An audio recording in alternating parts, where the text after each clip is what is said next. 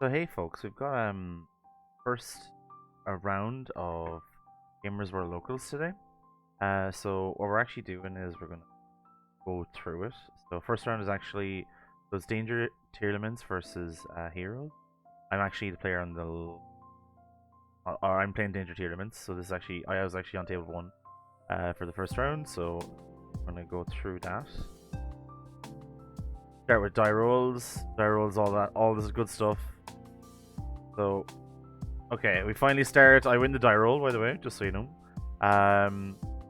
So now I'm trying to show off the cards in the I'm trying to show off the cards in the actual camera that's above the head, but it wouldn't work, which is unfortunate. Okay. So I start off with Pearl Rhino. I'm gonna turn down the volume because it's really loud. He ashes my Pearl Rhino, which is fine. My hand is still cracked, so who cares at that stage? So Nessie effect first of all. Give him die roll. Lay out my cards. 1, 2, 1, 4, 6 reroll. Roll 6. Roll a 6 again. Broken 6s. Hits 1. Hits the Gizmek. Gizmek's cool. Hits Nessie effect. Nessie draw. Share an affected hand. Send Merly. Mill 3. Yeah. I'm gonna go thinking about which. Yeah, so Merly effect. Merly with Havness. Go for kick close. I effectively never get off kick close at all entire time I'm playing. So kick close effect. Watch. Boom. Imperm. Let's go. Always happens. It's actually kind of ends my turn for the most part in some ways. Well, not in, I won't say it ends my turn, but it definitely puts me in a weird way to do it. I have Gizmek Engrave. I could choose to go for something like Curious or whatever, but like I don't want to overextend, so I don't play into Nib. Gizmek Engrave. I'm not playing Ash or Snow this time, even though we're still not in the ban list, because I wanted to try it out with without the stuff that was banned, so I got rid of Snow. It was actually very annoying because there's so many times where Snow would have came up, but yeah, I basically was completely aware of Nib the whole time I was staying here. So link 2 for IP. So then I just made Curious. I was like, screw it. I wanted to get what's it called off the field. So it's undestroyable is what I was saying to him there at that stage. Curious effect send, then Sharon effect. I forgot the middle tree. I actually did remember it eventually. Yeah. Yeah. Yeah, so fucked up Curious effect there. And chain. Oh wait, yeah. So I remember it there, yeah. Which doesn't actually change much. Yeah, it doesn't change anything. Oh, it changes something in terms of I kept Zephyros in, so then I go Zephyros effect. Take 400. Special. Just to have Pearl Rhino. I had to ask him to record, or ask him to track life points because my phone was the one recording this whole thing. So, yeah, pretty alright. So big think. That Stratos happens. I've got Dragospellia on the field. Dragospellia, unfortunately, ends his turn with the Stratos that's negated, and he crashes into my Zephyros. I had to double check to make sure because I thought Zephyros maybe banishes, but it doesn't banish. When it leaves the field, it actually it's only once per duel effect. That's all. Yeah, I have Pearl Rhino in hand. I mean, this game is basically won at stage, unfortunately, just based on the way it is. As long as I don't overextend. Well, Pearl Rhino gives all my monsters 500 attack. I can fuse easily this stage, so it's pretty much touch and go from there. So just trying to organize whether the camera makes sense to be here. So I think it does. So I'm gonna go stick with that. So I sent Bigfoot, Mill 3, Chupacabra. Nothing of use right there. Normal summon Reinhardt effect. Like,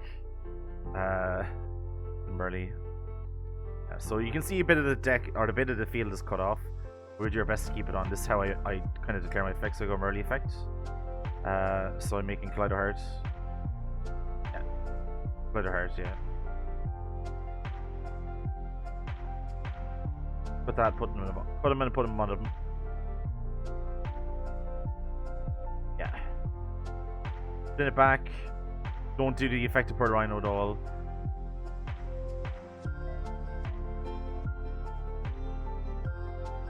Yeah, that's game on board. So so go to game 2. Unfortunately, the Stratus negate on the with the Dragospelli was enough in this case. So very unfortunate. We shall move on. Do siding stuff. I was just talking a bit about my siding pattern for this deck. Is just to take out 8 cards I don't like to. I just don't want to see if I'm going second, I guess. Very strategically played, I would say. But yeah, that's kind of my go-to. I just take out 8 and I'm looking at him. So, yep. Now he's going first this time round. So he gets to go off a bit more this time round because I don't really play hand traps.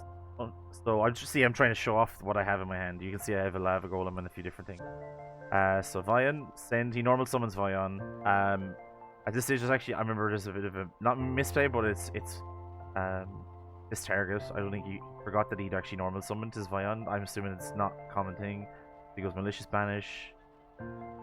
I was asking him if he turn skipped as well because last week I played against a turn skip styled Elemental Hero deck, and I was like, I felt sick afterwards. I was so annoyed because I got turn skipped even though my hand was cracked. So Cross Crusader comes out, brings back Malicious Tribute, searches, adds to hand. So he adds Stratos. Nice, very good. He's already normals. So this stage when he adds Stratos, he'd forgotten that he'd already normal summoned. So I basically was just saying like you take it back easy because there's no point in worrying about anything else. So then he adds not Vion, what's his name? The other card, Increase or something, or Varus. Sorry. He pitches Shadow Mist effect as well. Actually got quite a bit to go off of. So unfortunately, I'm really not concerned at all because I drew my Lava Golem. So provided he doesn't turn skip me, I'm pretty safe. So not great. I guess not a great start for him, but so specials increase. I don't have Nibiru at least because that would have been worse for him. So Vion, and then banish Varus to search. Adds Polymerization, Liquid Soldiers in hand because he searched it off of something else. Yeah. So I was just saying I might need to cut stuff yet. I just didn't want to rush him because I kind of knew what was coming. Yeah, so what else do we got? We got Polymerization. Polymerization goes down. Liquid Soldier and Increase. Summon Sunrise, Liquid Soldier, and then Virus Effect as well. Or search first, and then he's gonna cut. He's adding Miracle Fusion. So then he goes off and goes Miracle Fusion as well. And he makes Absolute Zero. And Absolute Zero is interesting in terms of the way in which I approached it. Was like, well, I had Lava Golem, so there's nothing on my field when I do it. Like my first summon. Don't really tend to need your normal summon endangers here, so pretty good. Miracle Fusion, Absolute Zero. I had to read Absolute Zero because I wanted to make sure if it's leave the field or if it's goes to grave or whatever the heck. And Sunriser's giving him 600 each. He was telling me that they give him like a lot of attack and stuff, but I was like, I don't really. Based on my hand, I'm not concerned at all. So he sets a whole bunch actually. That's 3 per turn. Yeah, and then I just hand him a Lava Golem. But,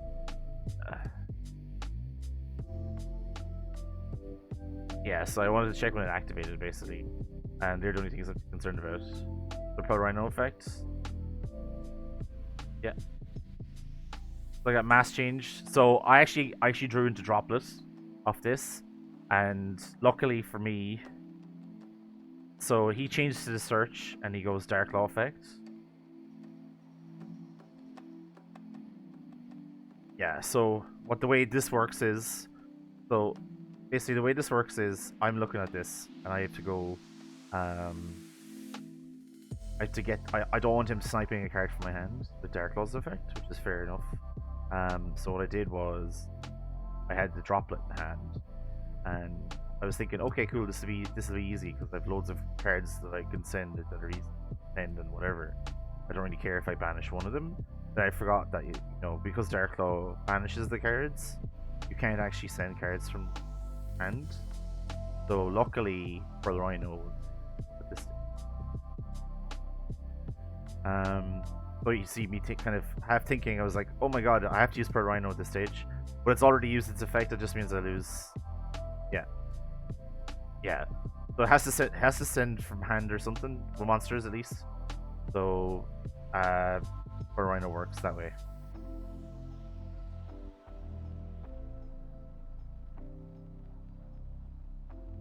Yeah. So you go Sharon because it's negated now at this stage.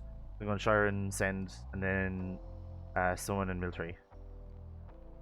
Yeah, it comes from hand. Send Rhino Heart to 3. So as you can see, I'm maining the Minded as Mystic, just the one. I drew into, or slided into Twin Twisters. Rhino Heart effect. And I'm just explaining what Rhino Heart does. So there's actually a bit of a weirdness here. But what happened was, the first thing that I did was I actually understood the chain link correctly the first time round, and then did it incorrectly the second time round. So you'll see kind of the hand movements and stuff when this happens. So basically, so I'm going Rhino Heart sending Merly, and I'm going Chainlink 1, Chainlink 2, the special. But then see what I did here was I thought it was gonna be Rhino Heart then kick close, right? But the way this works is what I'm doing right now is the way it works, which is you go Merly and then Rhino Heart send. So you can see me thinking, like, overthinking myself, because I realize that it's actually, well, I'm explaining then the wrong version of it. But it doesn't matter. It changes. So I double check to make sure it doesn't change anything. It doesn't change anything, luckily enough. But it was just kind of one of those weird things where all I had to do was just do what I was going to do in the first place, because I was correct, right? So it is what it is. I mean, you just have to be very careful. So he's ashing the kick close, which is fair. That's actually okay to do, because I made a chainlink 2 either way, right? So yeah, either way I'm getting Rhino Heart off, you know. Ashing the kick close was arguably accurate. However, I'm a bit confused at one stage because he had he had 2 imperm set, so to get the most value, he really should just imperm the kick close, because you see he ends up Ash Blossoming it at one stage, just stop the searching. Then, yeah, so I sent Sharon this time around. Sharon, Nessie, go for Gura. Got some weird level modulation stuff. Yeah, so I'm making sure all the cutting is correct as well, because putting stuff on the bottom is really easy. So I'm like, cut, okay, put them on the bottom. I did this, do that, whatever. You know, bit of a pain in the ass in terms of using this deck, I think, because the amount of shuffling and milling and putting stuff on the bottom of the deck. So I was just looking for something, some dark monster. So I target Shadow Mist and he goes imperm, right? So that's one imperm. The other card is also an imperm. So I go kick close effect, target itself. It target itself to special, right? And he's imperming it as well. So he's used an Ash Blossom and an imperm on the same kick close, which, I mean, obviously it's very disruptive to me, but at the same time, that's 2 for the same card. So from a card economy perspective, Brógán, if you're watching this, I would recommend just to be aware of the amount of cards you're using to sort of prevent something going off. In this case, imperm would have been the correct option. Obviously, you wanted to probably hide the fact that you had imperm set, but I think, I mean, I assume they're imperms anyway, right? So the Ash Blossom would have been better spent on maybe a field spell or something at that stage. I'm not sure though, but like, it saves you because it has 2 effects basically. So it is worth maybe taking time just to read if it has 2 effects. I'm just in battle phase, attacking over Cross Crusader and attacking over Darklaw. Darklaw's halved, so fine. And then Cross Crusader is just 1600. I still can't beat over the beat over the Lava Golem. Just because of the way I got disrupted and interrupted. But I mean that's fine. It is what it is, right? So I end my turn and pass over to him. Standby burn for 1000. And then it actually triggers something, which I didn't realize. It triggers increase when you take damage. So that's actually real synergy, but it puts it in the field spell zone. But he actually doesn't have any cards left in hand, basically, because you need to tribute a hero monster to summon it. Unfortunately, he did not do enough. Yeah. So it goes into spell trap card zone, and you have to tribute it yourself. Get the thing off. So still 3k. So the only thing, nothing. So only Derek has. If it gets destroyed, he's asking if anything does anything. If it does battle with it, it gets banished if it leaves the field because it was using its effect. And then kick close only when it's sent by card effect. Yeah. So battle phase swing into kick close, which is the correct thing to do basically at this stage. That's one. That one pass. Probably another imperm at this stage, right? Then I think I draw cracked again. I hear myself say interesting, which means I probably drew something well, right? My main phase. So I go, first action I do is Dark Effect. I might thinking about Cross Crusader because it's actually. I asked him if he can use his link material, in which case he said yes. Okay, cool. So then I think I go for.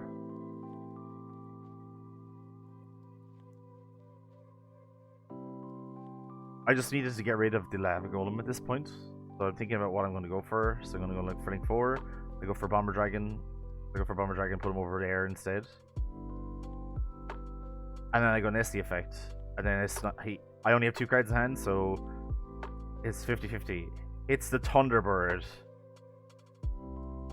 And then Thunderbird Effect. I'm actually playing Thunderbird as well, so I'm basically playing tons of dangers. Hits a hero lives.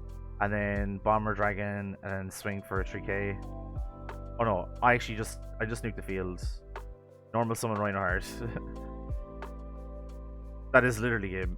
Yeah, so he's like, I can do. He's like, you can do 6 play, and he's like, okay, show me. And I was like, yeah, sure. I'll just make Clydeheart. Just summon him over there. That's 6k. Yeah, so that's 6k.